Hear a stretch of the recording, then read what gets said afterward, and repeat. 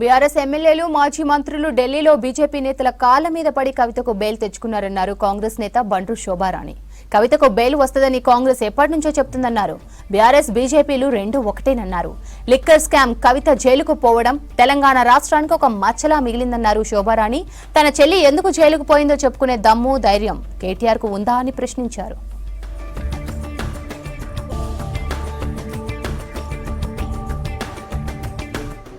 Bail వచ్చింది, అది అందరికి తెలిసినటువంటి విషయమే. బెయిల్ ఇవాళ వస్తుందని చెప్పేసి, ఎందుకనంటే మేము మొదటి నుంచి చెప్తా ఉన్నాం, కాంగ్రెస్ పార్టీ నుంచి బీఆర్ఎస్ బీజేపీ వేరు కాదు, రెండు కూడా ఒకటే అని చెప్పాం. మనం నిన్న చూసాం, కేటీఆర్ హరీష్ రావు ఢిల్లీకి వెళ్తూ మొత్తం బీఆర్ఎస్ ఎమ్మెల్యేలు అందరూ కూడా కలిసి బీజేపీ ఆఫీస్ ముందట వాళ్ళ పరేడ్ చేసి బెయిల్ తెచ్చుకున్నారు. అంటే వాళ్లకు వీళ్ళకు ఉన్నటువంటి అండర్స్టాండింగ్ ఏందో మనకు అర్థమైపోతుంది. కాబట్టి ఇలా కొత్త అంశం అని మేము అనుకోవట్లేదు.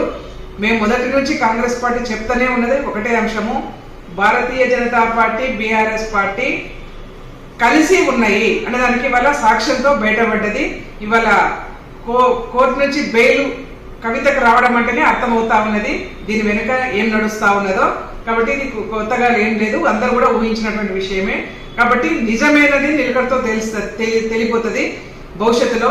ఇవాళ తెలంగాణ రాష్ట్రంలో ఒక మహిళ లిక్కర్ స్కామ్ లో అరెస్ట్ అయ్యి జైలుకు పోయిందంటేనే తెలంగాణ రాష్ట్రం ఒక మచ్చలాగా మిగిలిపోయినటువంటి అంశం ఇది.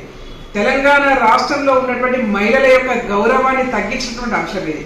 కాబట్టి వాళ్ళు చెప్పాలి, కేటీఆర్ గాని హరీష్ రావు గాని వాళ్ళు చెప్పాలి, వాళ్ళ చెల్లె ఎందుకు జైలుకు పోయిందో చెప్పుకోవాలి బయటికి.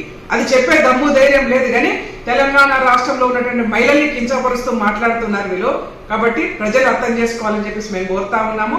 మొత్తం ఎమ్మెల్యేలను తీసుకొని పోయి భారతీయ జనతా పార్టీ ఆఫీస్ ముందు పరేడ్